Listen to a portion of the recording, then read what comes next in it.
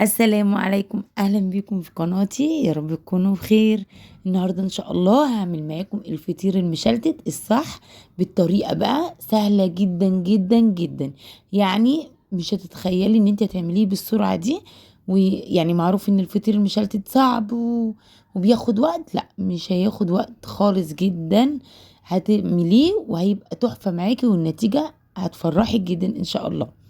نسمي بس بسم الله ونجيب. انا هعمل النهارده كيلو من الدقيق. هيطلع لي 3 فطاير كبار حلوين.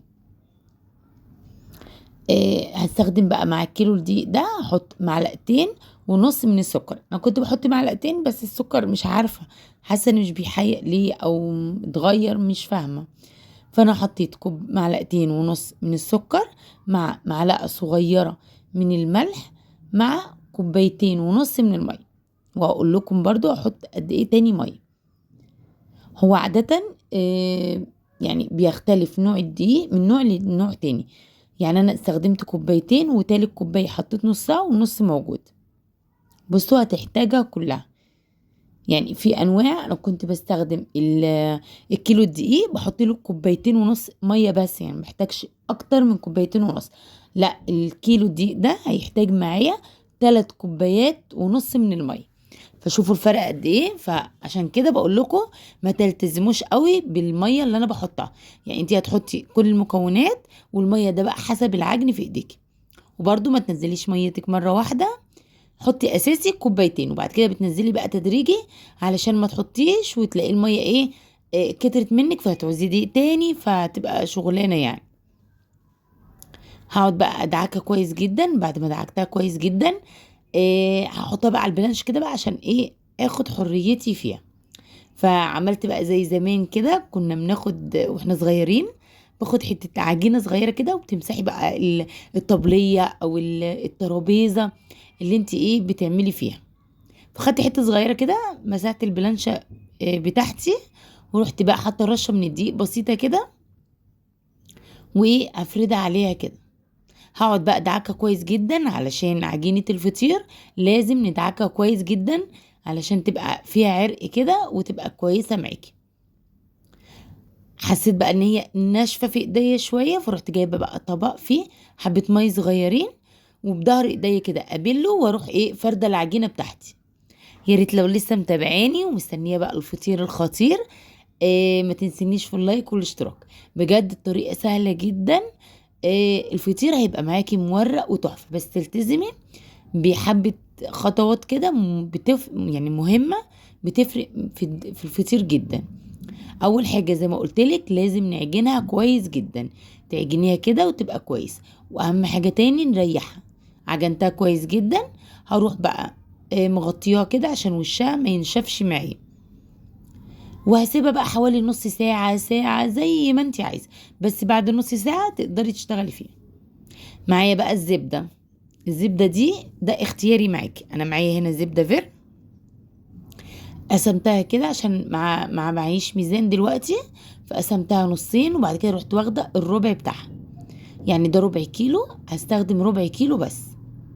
باقي الزبدة بقى انا بقطعها كده قطع مكعبات صغيرة وبحطها في بوكس كده وبروح حطها في التلاجة. بتقعد معايا وقت وبتحافظ يعني بتحافظ عليها وبتبقى تحفة. بصوا بقى بعد النص ساعة ما شاء الله عاملة زي الزبدة. تحفة جدا تلاقيها طرية كده معاكي وهتبقى حلو. هحط بقى كمية من الدقيق. حوالي 4 معالق كده كبار من الدقيق علشان بس ما تلزقش معاكي على الرخام. لو انتي مش متوفر معاه عندك دقيق في البيت، قبل ما تيجي تعملي الكيلو تروحي عاينه معلقتين 3 كده منها.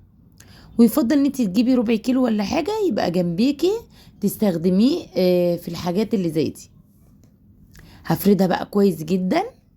تفرديه على قد ما تقدري يعني بالنشابه كده.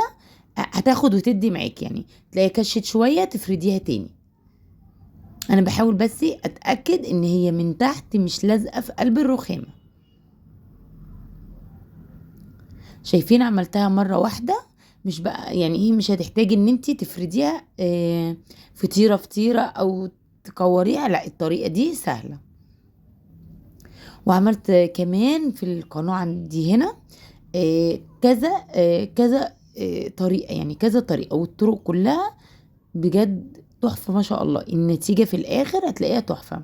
خدت بقى الربع كيلو من الزبدة، سبتها بره، يعني حطيتها بره كده في على الرخامة لحد ما تلين معاكي تبقى بالشكل ده، وتروحي فرداها. هو الفكرة ان احنا منحطهاش سايحة بس عشان ما تبهدلكيش، يعني عشان انتي بتفردي بالنشابة، فيبقى الزبدة ليها روح شوية ان انتي ايه، تاخد وتدي معاكي كده وانتي بتفردي في قلب العجين. شايفين ما شاء الله. كوباية يعني ربع كيلو من الزبدة دي هتكفي معاكي وهتبقى تحفة. لو انتي عندك مثلا زبدة بلدي هتبقى تحفة طبعا. تقدري ان انتي تعمليها بالسمنة البلدي، تقدري ان انتي تعملي لو عندك سمنة عادية، السمنة اللي بتبقى في الصفايح العلب دي، هتحطي برضو منها مع زيت هتمشي معاكي، بس ما تكتريش زيت، يعني معلقتين 3 بس من الزيت، علشان الزيت بينشف الفطير معاكي. شايفين هنقلبها بقى زي ما انتوا شايفين كده. معلش رغيت معاكم كتير، بس انا قلبتها مرتين. بعد ما بقلبها كده بحاول تاني افردها. كل الفرد ده بيخليها بقى معاكي مورقة وجميلة. يعني شوفي انا طويتها كذا طاوية، آه كل الطاوية بتخلي فيها توريقة.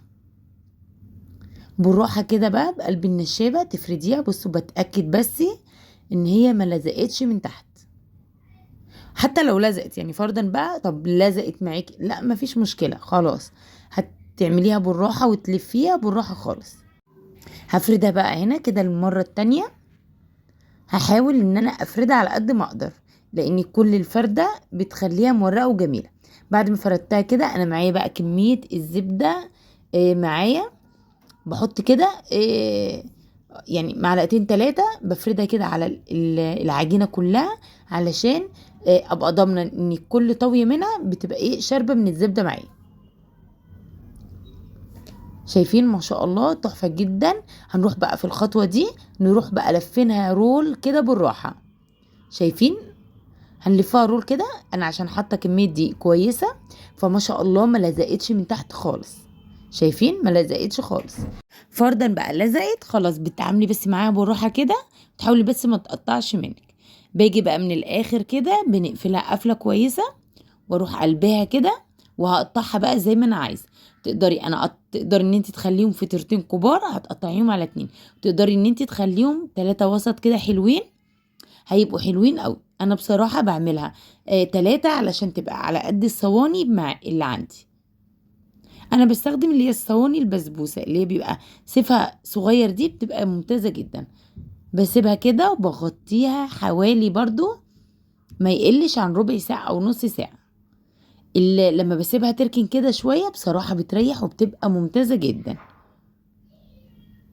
بعد ما فردتها احطها بقى في الصينية تكون فيها معلقة من الزبدة كده سايحة، واروح حطها عليها. شايفين ما شاء الله ما بحطش هنا فيها زبدة، واروح حطها كده تاني.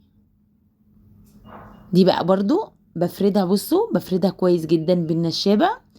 انتي ادام ريحتيها، يعني لو ريحتيها ربع ساعة نص ساعة كده هتلاقيها بتتفرد معاكي ما شاء الله. بصوا مش هحط زبدة ولا حاجة. انا مش هعملها زي كورة كده عشان في ناس ما بتعرفش هتيجي معاكي من تحت كده مش حلوة. فانا بس بسويها وبحاول اتنيها فوق بعض، وهسيبها كده وهغطي برضو وشها بكيس كده، وهركنها حوالي ربع ساعة برضو.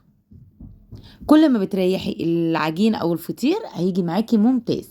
بعد الربع ساعة هجيب بقى معلقة من الزبدة كده من على وشها، ونروح فردينها بالطريقة اللي انت شايفينها دي.